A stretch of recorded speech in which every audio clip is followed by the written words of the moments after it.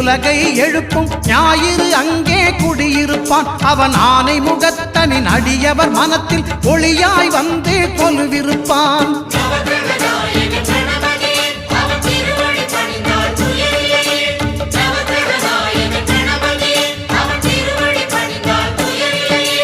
ஒன்பது கோளும் ஒன்றாய் காண அங்கு கற்பகம் என்னும் கடவுளின் மெய்யில்